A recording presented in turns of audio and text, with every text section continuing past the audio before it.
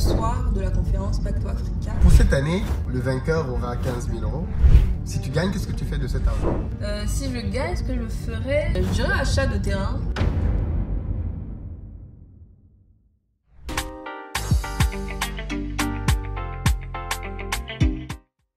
Salut Madina. Salut Philippe. Comment ça va? Bien et toi? Ça va très bien. Est-ce que tu veux juste commencer par te présenter pour les gens qui ne te connaissent pas? Alors moi c'est Madina. Ouais. J'ai 28 ans et je suis cadre dans la finance dans une société du CAC 40 depuis à peu près 1 an. Et je suis de retour en France suite à un VIE au Gabon de 1 an et demi où j'étais là-bas en tant que contrôleuse de gestion. D'accord. Le Gabon, alors comment tu as trouvé Libreville? Tu étais à Libreville? Non, j'étais à Port-Gentil. Ah, tu étais à Port-Gentil en plus? Pour les activités pétrolières. Ok, ouais, donc forcément Port-Gentil. D'accord. Une petite ville alors, hein? Très petite ville. Ville d'expat aussi. Exactement. D'accord. Exactement. Mais tu as pu te mélanger un peu à la population quand même? Au début, ça n'a pas été évident parce que quand tu arrives en tant qu'expat, moi, c'est un peu particulier, mais je ne me suis pas formalisée. Disons que je me suis vraiment fondue dans la masse. J'ai vraiment essayé d'être au plus près des locaux. Ouais. Et j'en garde un très bon souvenir parce qu'au final, c'est très bien passé. 18 mois. Le Gabon, c'est un très beau pays. Très beau pays. Tu as pu faire du tourisme? Tout le temps. Ok. Tous les week-ends. Ouais. Je connaissais personne là-bas, donc j'avais que ça à faire. Ouais, franchement, très très beau pays. Une faune et une flore incroyables. Des plages incroyables. Donc vraiment, je connaissais pas, mais c'est vraiment un très très beau pays. D'accord. La dernière fois, j'avais dit dans une vidéo que c'était un petit pays. Les Gabonais se sont fâchés en commentaire. Non, c'est un très petit pays parce qu'il y a plus de... Ils ont dit que c'est pas un petit pays. Que c'est une petite population. C'est pas la même chose. Donc c'est un grand pays avec une petite population, mais dans lequel il y a énormément de choses à voir. Tu l'as dit, non, c'est pas un petit pays? Moi, je trouve que c'est un petit pays dans le sens où la partie habitable n'est pas très grande. Ils ont beaucoup plus de forêts même que de parties habitables. Du coup, c'est un petit pays dans lequel il est possible de faire de très très belles choses. Ouais. Et donc tu reviens en France? Je reviens en France fin août, début septembre, pour un nouveau travail que je fais actuellement là. D'accord. Est-ce que tu peux nous parler de ton projet du coup, qui a fait que tu sois nominé pour le prix Back to Africa? Alors mon projet, il naît le soir de la conférence Back to Africa, parce que je n'avais pas ça du tout en tête. Back to Africa de l'année dernière. Oui, de l'année dernière, à la conférence. Donc c'est vraiment pendant cet événement-là que le projet naît. J'avais pas du tout ça en tête. J'avais pas du tout, enfin j'avais jamais pensé même à faire la LCD. Donc location courte durée. Oui. Donc quelques jours avant la conférence, j'ai une amie qui me contacte et me dit bon j'ai un deuxième ticket. Est-ce que ça t'intéresse d'aller à la conférence? Et je lui dis bon pourquoi pas. C'est vrai que voilà, là je viens de rentrer en France. J'ai envie de retourner en Afrique. J'ai vraiment, mon objectif c'est de déménager dans les 3 prochaines années. Donc pourquoi pas, ça peut peut-être m'aider, me donner des pistes sur ce projet-là. Donc je m'y rends seule. Et au bout de ces 2 jours-là, je me dis bon j'ai envie de lancer quelque chose. Je viens de rentrer. J'ai plutôt pas mal économisé pendant mes années d'expat. Donc pourquoi pas me lancer maintenant. Donc là je me dis bon par rapport à tout ce qui est présenté, la location courte durée, c'est ce qui honnêtement me sied le mieux. Et donc voilà, je me dis bon go, on va choisir ça. Et donc à la fin de la 2e journée, à la fin en fait, quand tu annonces l'ouverture du programme, je prends tout de suite. Et voilà, c'est comme ça que ça se fait. D'accord. Et donc quand je prends ça, je me dis bon là je viens de commencer un nouveau job. Là, je suis dans la première partie un peu d'apprentissage, donc j'ai un peu de temps.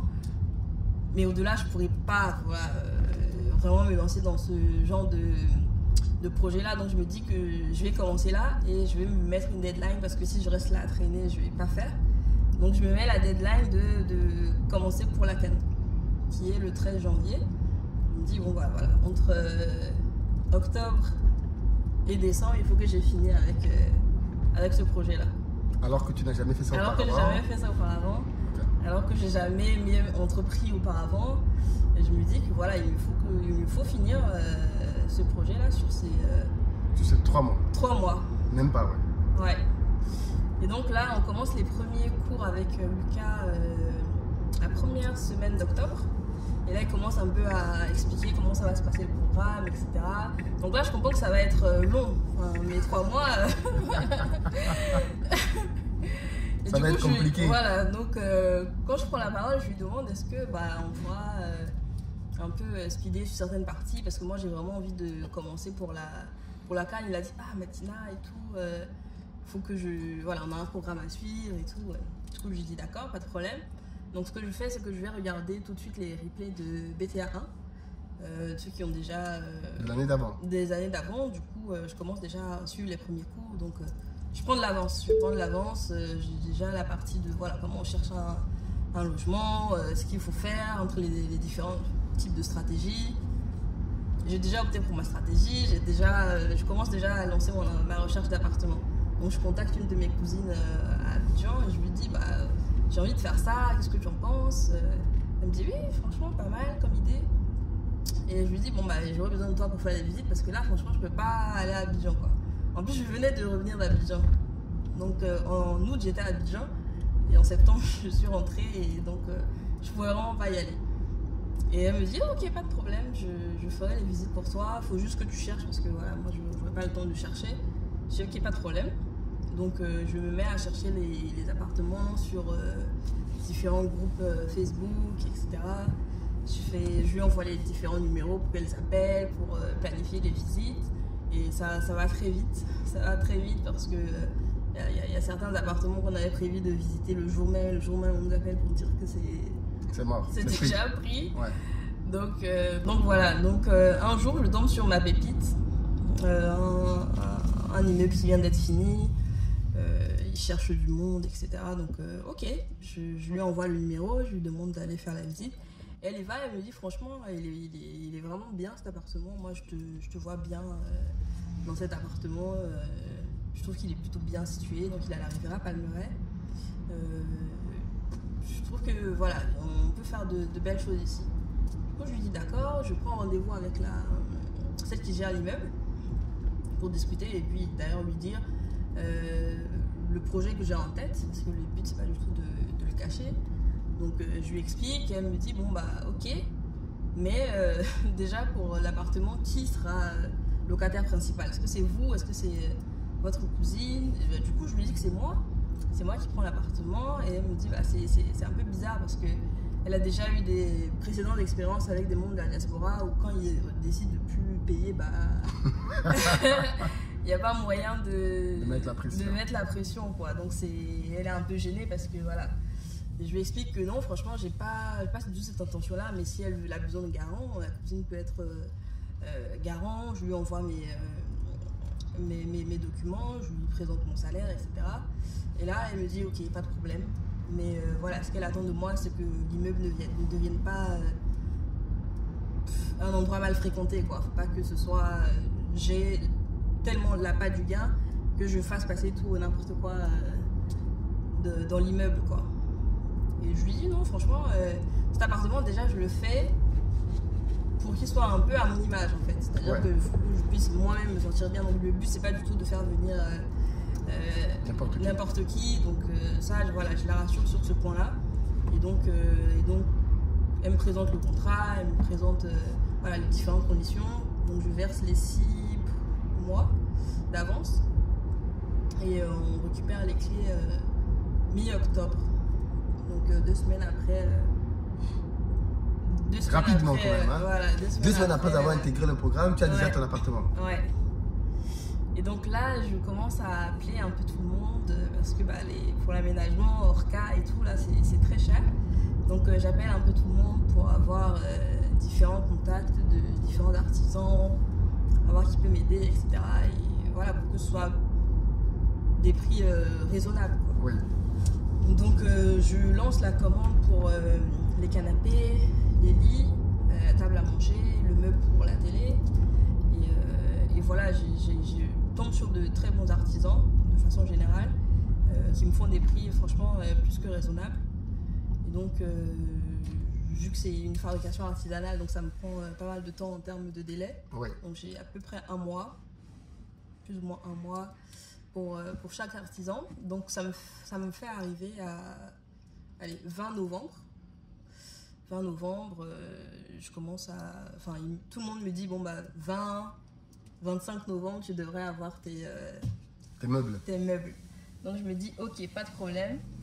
Donc, dans la même période, je vais, pour faire la déco, je me dis, vu que je suis déjà là, autant que je continue. Donc, je prends chez Action, B&M et différents magasins ici, en fait, même Amazon. Voilà, j'essaie de trouver des trucs un peu... oui, des trucs sympas. Voilà, des trucs sympas et tout. Et je fais un groupage. J'envoie ça à Abidjan et on me dit, bon, bah, 3 semaines, un mois. Et on m'assure que mon colis arrivera le 10 décembre. Donc, je prends mon vol pour Abidjan le 14 décembre. Ouais. Donc là, je pars pour 2 semaines de vacances, que je prends une semaine en sans solde. Et l'autre semaine, bah, c'est la semaine des fêtes de Noël, etc. Donc j'avais plusieurs jours qui tombaient dedans. Donc j'ai vraiment pris une semaine de sans solde. Donc je pars à Abidjan et je me dis que voilà, à mon retour, il faut que l'appartement soit fonctionnel. Donc voilà. Donc je me rends à Abidjan et en espérant retrouver mes meubles et mes colis. Et donc je reçois mes meubles. Donc je commence à les installer, je commence à faire tout ça, mais il me manque vraiment toute la partie déco. Et vraiment, j'avais acheté beaucoup de déco, tout ce qui est bouilloire, etc. Enfin, c'était un grand carton que j'avais pris. Ouais. Voilà. Et mon colis n'arrive pas le 10 comme prévu, sachant que j'avais déjà promis des photos à des potentiels clients le 17. Donc voilà, mon colis en tout cas finit par arriver le 17. Donc il me reste un peu plus d'une semaine pour finir du coup. Donc je me mets là-dessus à fond. Donc c'est typiquement la première fois où j'arrive en Côte d'Ivoire et je ne sors pas, je ne me balade pas, je vais voir même pas la famille. Ah ouais.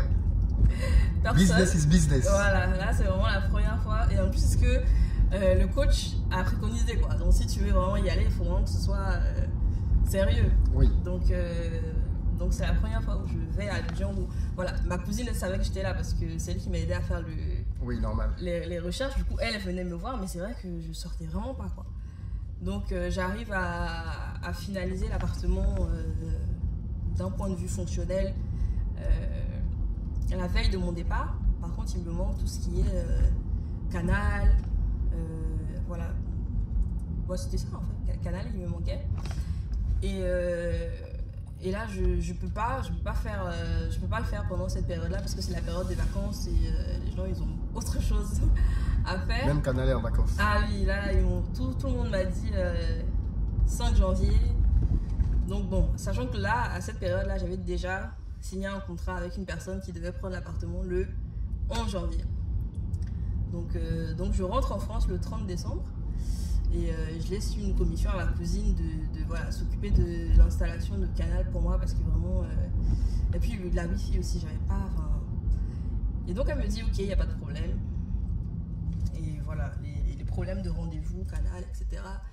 Tout ça me fait arriver le 10 janvier avec un appartement prêt à accueillir du monde et accueillir également les premiers problèmes. Donc tu es prête le 10 et ton client entre le 11, le lendemain. Ouais. Et donc il rentre à 4, donc c'est un groupe de 4. C'est ton appartement, c'est quoi? C'est 2 chambres? C'est 2 chambres. Ok. Donc ils sont 4, donc ce sont des anciens membres de la diaspora qui ont vécu ici pendant plusieurs années, qui sont rentrés au Sénégal pour affaires. Ouais. Et là ils ont décidé de venir à Abidjan pour la CAN pendant toute la période. Et donc ils veulent profiter, ils se sont mis à 4 pour prendre l'appartement. Donc pas de problème. Et là, l'un des premiers problèmes qui survient, ce sont les problèmes d'électricité. Donc je crois que pour leur forfait, je leur avais mis 50 000, comme ça. Et en 10 jours, il n'y avait plus d'électricité. Parce que moi, j'avais vraiment basé ça sur la consommation que j'avais faite moi quand j'étais là-bas. En fait. Donc je me suis dit, bon, bah, si moi j'ai fait ça, si on fait le double, ça devrait aller. Mais en fait, non, j'ai pas pris en compte qu'ils étaient 4, que voilà. Et en plus, le problème d'ampérage, etc. Donc bon, je m'étais quand même couverte dans le contrat en disant très spécifiquement, et ça c'était pareil un conseil de Lucas, que au-delà d'un certain montant, c'est le client qui prendrait en charge l'électricité, quoi. Ouais. Donc voilà. Donc voilà, au bout de 10 jours, il n'y a plus d'électricité. Donc bon, je ne me voyais pas trop lui dire, sachant que j'avais vendu quand même assez cher la nuitée. Tu vendais à combien? Là, vu que c'était la canne, j'avais mis 90 € la nuit. Pour un mois, 30 jours, ça fait 2700 €. Exactement. Waouh. Donc je me voyais pas lui dire... Pour un loyer de combien? Un peu plus de 500. Un peu plus de 500. Ouais, 560. Tu es à 2400 brut. Ouais. Sans compter... ouais. Donc là, je me voyais pas lui dire, prends en charge ton électricité. Mais je remets l'électricité en lui rappelant que voilà, tu as signé un contrat où j'avais marqué qu'au-delà d'une certaine somme, c'est toi qui prendras en charge. Donc je te dis que là, je vais prendre à ma charge. Mais pour les prochaines fois, c'est toi qui fais, quoi. Il me dit ok, il n'y a pas de problème. Et franchement, pour un premier client, il était vraiment très très conciliant. Il n'avait vraiment pas de problème et tout. Il était vraiment très conciliant.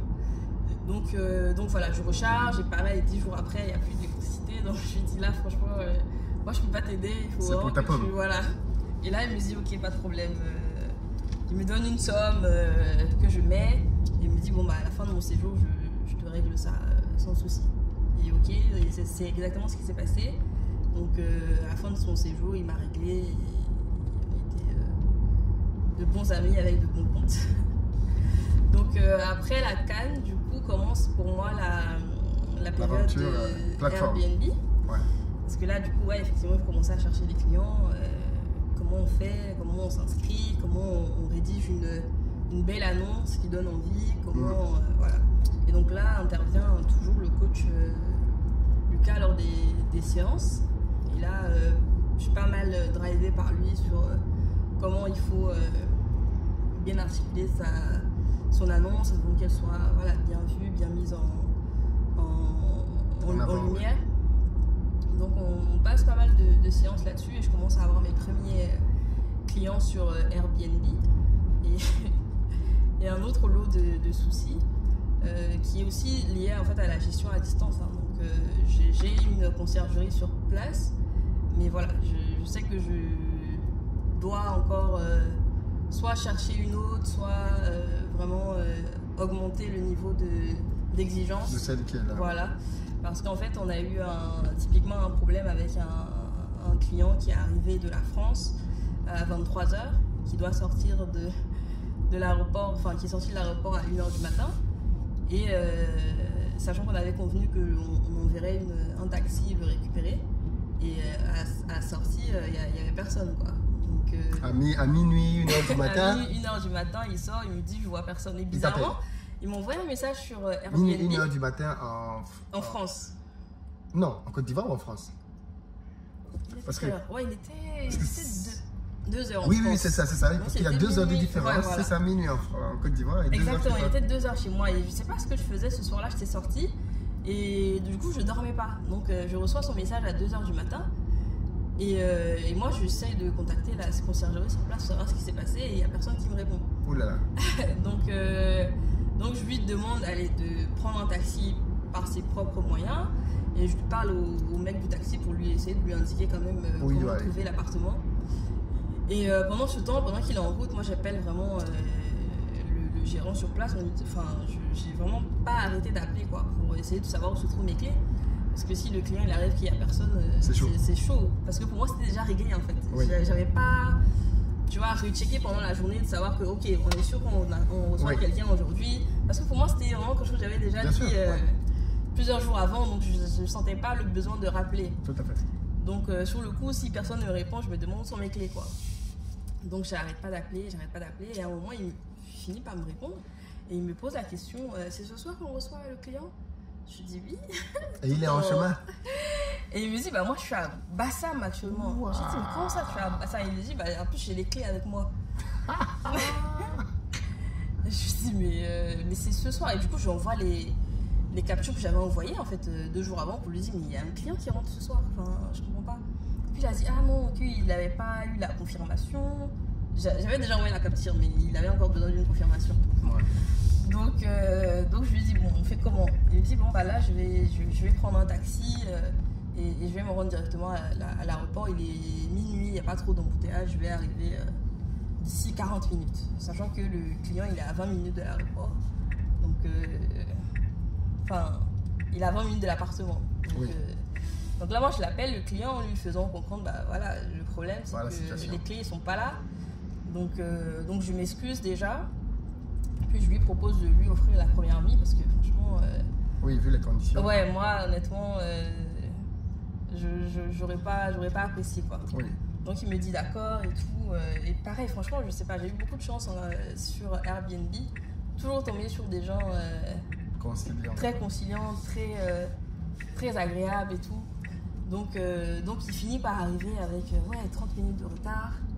Le mec il récupère les clés et voilà, et moi je lui demande une réunion le lendemain parce que je me dis c'est pas possible, enfin, comment c'est possible qu'on oublie qu'on doit recevoir quelqu'un.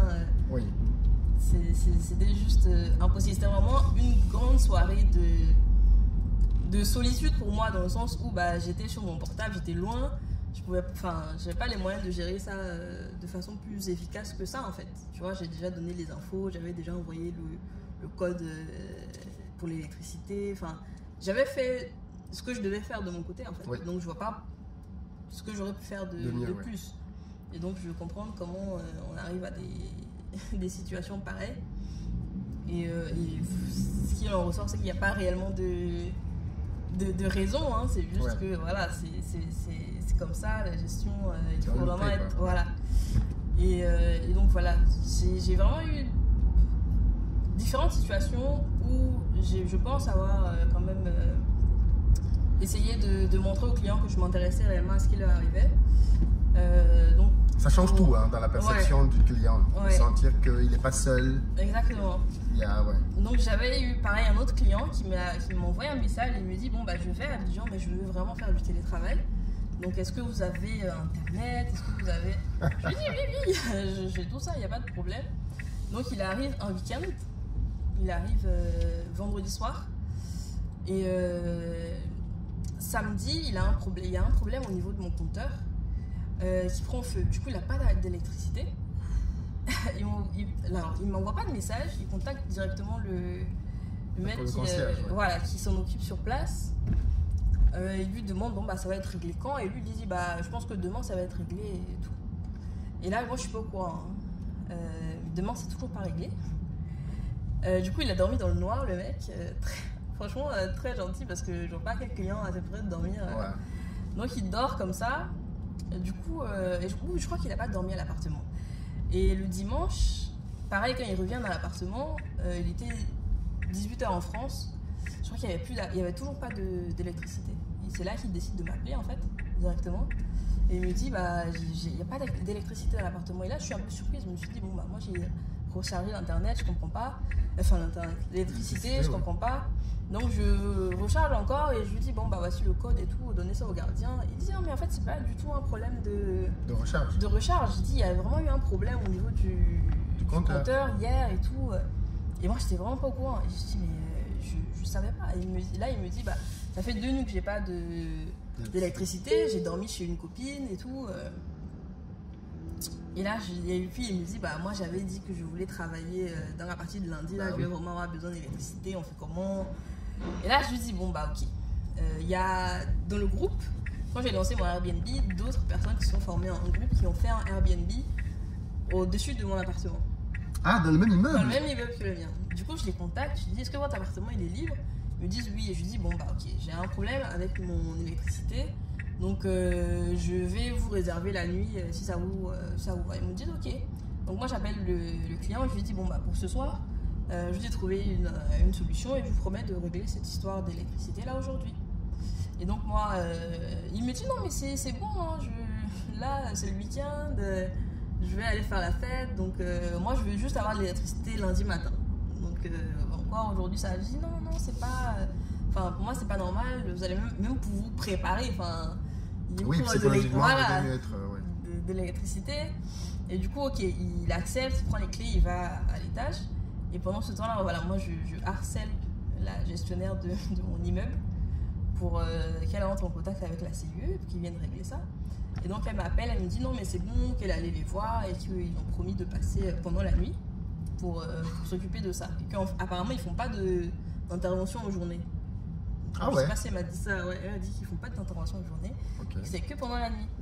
Donc finalement, ils arrivent, et effectivement, ils me l'avaient promis, ils sont arrivés. Ils ont fait l'intervention, et le mec, il a pu intégrer l'appartement le soir même. Donc effectivement, il n'était pas allé faire la fête. Quand il est revenu, je lui ai dit, bah, c'était bon et tout. Il était très content, et pareil, très gentil, très conciliant. Donc ce qui fait que, voilà, après 8 mois d'activité, j'ai toujours une note globale à 5. Excellent. Ouais. Excellent. Ouais. Non, mais ça, c'est très intéressant parce que ça démontre que le truc, c'est pas le problème, c'est pas d'avoir des problèmes. En fait, c'est comment tu gères le problème du client. Est-ce que c'est rentable ton histoire? Tu gagnes combien? Tu as eu un super mois avec la Cannes 2700. Ouais. Et après? Après, les autres mois, je suis à une moyenne à 2100. 2100? Ouais. Ah, quand même. Mon plus petit mois, il a fait 1800. Ok. Ouais. Et tu as un loyer à 500? Ouais, 560. Waouh. Je paye ma conciergerie à 500 euros. À 100 euros, pardon. Oui. Et voilà. Après, je décompte, en fait, comment j'ai construit le prix, là, je décompte dans le prix de mes nuitées, là, à peu près 2000 francs par jour que j'attribue à la facture d'électricité, en fait. Ok. Donc, ce sont les nuits qui payent. Oui, forcément. Voilà. Forcément. Qui payent les charges. Voilà. Donc, moi, j'arrive à avoir à peu près pour moi tous les mois 1000 euros.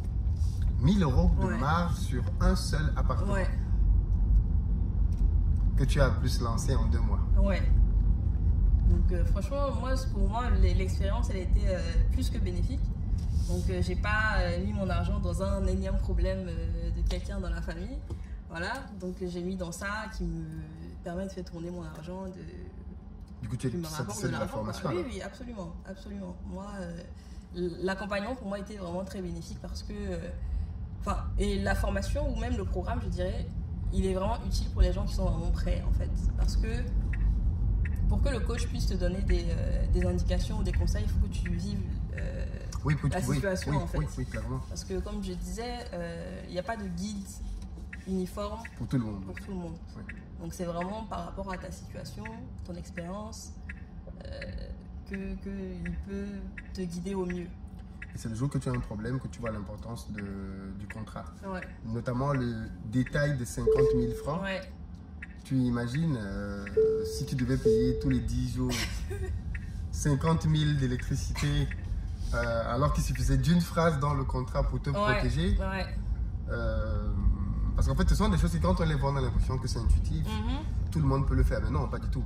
Même le contrat que tu signes avec ton bailleur, parce que tu dois te protéger dans le contrat. Exactement. Si le contrat, le bailleur veut te sortir de l'appartement à tout moment, parce que, ainsi de suite. Donc, c'est pour cette année, le vainqueur aura 15 000 euros. Si tu gagnes, qu'est-ce que tu fais de cet argent? Si je gagne, ce que je ferai, alors ça c'est sûr que ce sera réinvesti. Je dirais achat de terrain. Pour moi, ce serait plutôt achat de terrain. C'est ce que je suis en train de faire actuellement. Donc ça pourrait être un beau pactole pour ça. Ok, toi ce serait pour investir dans l'achat de terrain, toujours pour continuer finalement dans l'immobilier alors. La question que j'ai envie de te poser c'est, mais avec tous les résultats et l'argent que tu gagnes, pourquoi tu n'as pas dupliqué? Pourquoi tu n'as pas fait un deuxième appartement ou alors c'est en cours? Alors en fait, ça c'est la question préférée de Lucas. En fait, pourquoi j'ai pas encore dupliqué? Parce que je trouve qu'actuellement je suis quand même pas mal sollicitée pour la gestion de celui-là. Et j'ai vraiment envie de pouvoir l'automatiser de telle sorte que je sois vraiment à la limite que en train de gérer la plateforme ou même mettre quelqu'un pour gérer la plateforme pour moi. Mais aujourd'hui, j'ai quand même un travail très prenant. Je suis responsable administrative et financière de plusieurs mini-entreprises, donc d'une société cotée. Donc en fait, j'ai quand même pas mal de charges de travail. Et donc, je souhaite d'abord pouvoir automatiser celui-là, avoir des process bien suivis. Ouais. Donc là, je me suis donné 3 mois pour lancer en fait une sorte de recrutement, pas vraiment, mais en tout cas pouvoir faire vraiment du benchmarking, savoir est-ce que je peux pas avoir une meilleure offre par rapport à celle que j'ai actuellement pour la gestion de mon appartement. Et donc vu qu'il y a plusieurs personnes actuellement qui veulent lancer un appartement à Abidjan et on a tous en fait le même problème, c'est pourquoi ne pas peut-être trouver une bonne personne, former une personne, la payer suffisamment mais qui pourra s'occuper de plusieurs appartements, comme ça pourquoi pas lancer cette idée-là. Mais en tout cas, pour moi, vraiment, j'ai envie de lancer un deuxième. Donc, mon deuxième serait une plus petite surface dans un endroit plutôt zone 4, 2 plateaux, etc. Mais honnêtement, je pense que je dois d'abord pouvoir automatiser cet appartement que j'ai actuellement. Parce que, honnêtement, il est bien, il ne demande pas... Enfin, il n'y a pas tant de problèmes que ça, mais quand il y a un problème, bah, je sais que si je ne suis pas là, bah, les conséquences sont... Je pense que tu peux trouver, de ce que tu m'as expliqué, tu peux trouver une bien meilleure conciergerie. Ouais, après, qui va te coûter, je pense, un peu plus cher. Ouais. Mais oui, il y a possibilité d'avoir des conciergeries qui vont te donner, qui vont te décharger complètement. Ouais. Parce que là, c'est vrai que c'est vraiment moi qui gère. Vraiment, ouais, tu es très au front. Ouais. Pour tout ce qui est souci, là, je dors pas les... oui, c'est pas normal. Voilà, normal. Tu vois. Tu te retrouves à 2 h du matin. Exactement. Donc, appeler ou... ouais, c'est compliqué. Sachant que j'ai un travail assez prenant, j'essaie. Déjà, ouais. En plus, là, quand ça t'est arrivé, parce que tu m'as dit que tu étais de sortie. Ouais. Si c'était un jour où tu travaillais le lendemain. Ah non, mais je serais déjà endormie. Voilà. C'est pour ça, pour toutes ces inquiétudes-là, que je me dis que voilà, il faut peut-être que je cherche d'abord à stabiliser celui-là, pouvoir me lancer dans un autre. Et voilà. Après, comme je disais, mon objectif, c'est de rentrer en Côte d'Ivoire. Je ne sais pas trop en tant que quoi.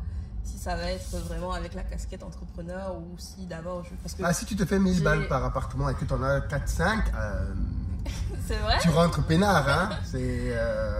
En fait, c'est ça qui est intéressant avec ce genre. Et quand je le dis aux gens, ils ne croient pas. Mais le Airbnb, c'est beaucoup plus rentable en Afrique qu'ici. Ouais. Beaucoup plus rentable. Et c'est bien que ce soit quelqu'un d'autre qui parle. Parce que moi, comme toi, je fais entre 1000 et 1500 par mois par appartement. Ouais. Y a des appartements qui sont les miens, que j'ai achetés. Mais d'autres comme toi que j'ai loué, pareil que toi, à peu près 500 €, quelque chose comme ça, et pour lesquels je loue entre 80, parce que moi je loue j'ai 2 chambres par exemple, comme toi, quand c'est une seule chambre qui est louée, je loue à 80 et quand c'est 2 chambres c'est 100. D'accord, ok. Après l'appartement est très bien placé. Mais voilà, ce genre de rentabilité, je connais pas beaucoup de gens qui gagnent 1000, 2000, 3000 par appartement ici, qui en ont comme ça beaucoup, quoi. Ouais. Je connais pas. Sachant que moi, quand j'avais fait mes calculs, j'avais déjà prévu en fait la somme de mon loyer dans mon salaire. Je me suis dit, bon bah voilà. Au cas où. Je budgétise ça comme ça. S'il n'y a pas de client, je suis au moins, prête à payer payer. Voilà. C'est ça. Mais pourtant, depuis que j'ai commencé, j'ai pas utilisé mon salaire pour payer quoi que ce soit. Voilà, l'appartement. Donc, tu as même déjà récupéré tes mois d'investissement. Ouais. Donc voilà. Donc, pour l'instant, j'ai ces pistes-là de me dire, voilà, je continue de ce côté-là de l'immobilier. J'ai le travail aussi. Donc voilà, j'ai déjà lancé l'hypothèse de rentrer en Côte d'Ivoire en tant qu'expat. Donc ça aussi, c'est une formule que je cherche. Ouais. Bon, dans ma boîte, ils sont installés à Abidjan. Donc j'ai déjà commencé les tractations. Donc voilà. En tout cas, je me suis donné 3 ans pour rentrer. J'espère que je pourrai le faire. En fait, non. Je me suis donné 3 ans, mais maintenant il me reste plus que 2 ans. Oui, bien sûr. Voilà. C'est important parce qu'à force de dire 3 ans, on a l'impression que le temps ne passe pas. Ouais. Parce que j'avais dit pour mes 30 ans et là j'ai 28 et voilà. Il me reste 2 ans pour rentrer, donc j'espère pouvoir le faire dans ce délai-là. C'est parfaitement possible. Parfaitement possible. Bah écoute, on arrive au terme de notre interview. Ouais. Pourquoi les gens devraient te voter? Bonne question. Bah oui, pourquoi toi et pas d'autres projets? Honnêtement, tous les projets sont beaux, toutes les personnes qui se sont lancées dans leurs différents projets, ils l'ont fait avec le cœur, ils l'ont fait enfin, sans même s'attendre à ce prix-là. Donc pourquoi moi?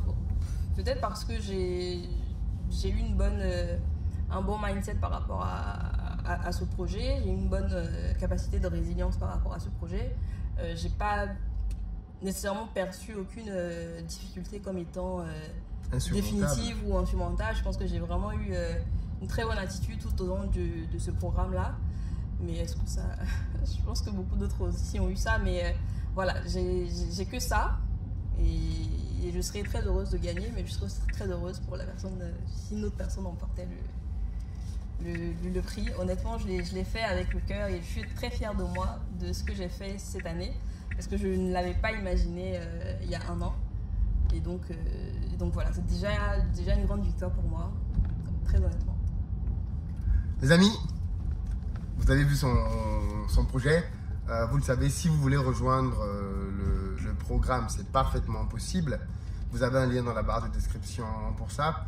En début de vidéo, je vous ai aussi expliqué comment faire pour voter. Donc, bien évidemment, la balle est dans votre camp pour voter pour elle. Mais écoute, on te souhaite beaucoup de succès. Merci. De multiplier les appartements parce que c'est là qu'il y a de l'enrichissement. Oui. De multiplier les appartements. Mais de te trouver une bonne conciergerie quand même. C'est ça. Il y en a pas beaucoup des bonnes à Abidjan, mais il y en a quelques-unes, bon, en général qui coûtent un peu cher. Mais quand tu as eu les problèmes que tu as eu, tu comprends pourquoi les autres coûtent un peu plus cher parce que du coup, en fait, ils te déchargent vraiment quoi. Ouais, je t'ai dit, je payais ma conciergerie 100 € par mois, mais il y a aussi un pourcentage en fait que j'ai pas dit. Donc ils ont un plus un pourcentage du chiffre d'affaires. Ouais. Donc, ok, donc 100 €, c'est le. Voilà, c'est un forfait quoi. Voilà, c'est le minimum. Et donc après, je paye aussi un forfait. Donc les deux cumulés, je trouve que je pourrais avoir. Oui, c'est pas mal, tu pourrais avoir quelque chose de plus conséquent. Exactement. Okay. Oui, effectivement, s'ils te prennent un pourcentage, ils doivent peut-être à ce moment-là fournir un meilleur résultat. Parce que pour 100 € à Abidjan, avoir du personnel mobilisé disponible pour trucs, ça peut être un peu limite. Parce que parfois, on met des prix très bas, mais après, la prestation qui va avec aussi un peu médiocre. Ouais. Non, mais je comprends, mais si par contre derrière il y a un pourcentage, oui, là, il devrait peut-être se bouger davantage. Exactement. Ok. Merci beaucoup. Je t'en prie, merci à toi. Beaucoup de courage, beaucoup de succès. Merci. Et peut-être que ce sera toi notre gagnante. Pour les gagnants, il faudra venir à Back to Africa, les 28-29. Vous allez pouvoir rencontrer, comme Medina, plein d'autres entrepreneurs qui ont beaucoup de succès dans différents secteurs. Et comme elle l'a dit, je crois que l'un des gros atouts du programme, c'est aussi l'environnement. Parce que beaucoup de gens ne s'en rendent pas compte, mais on dit souvent que tu es la moyenne des 5 personnes que tu côtoies le plus. L'une des difficultés que les gens ont quand ils se lancent dans l'entrepreneuriat, c'est qu'ils n'ont pas beaucoup de monde autour d'eux pour partager ce mindset-là. Ouais. C'est pas avec tes copines avec qui tu as l'habitude d'aller boire un verre que tu vas venir parler de business. Exactement. Une fois, ça va passer, 2-3 fois. Bon, ça dit, mais la fille, elle veut me montrer quoi là Donc, ok. Ben écoute, on est arrivé. Donc, Ah oui, merci une question que je demande à tout le monde, justement, c'est qu'est-ce que tu as pensé de la Tesla? Je sais pas si tu es rentré dans une Tesla avant ou pas. Est-ce que ça t'a plu ou pas? Oui, ça m'a plu. Après, c'était pas ma première parce que j'ai un ami qui a une Tesla et on a fait Paris-Belgique d'une voiture typiquement pareil. Et franchement, ils sont assez agréables. Hein. Enfin, Tesla, ça reste Tesla. C'est très beau, c'est très agréable, c'est très élégant. Donc, merci à Elon Musk alors. Exactement. Ok, allez, ciao ciao.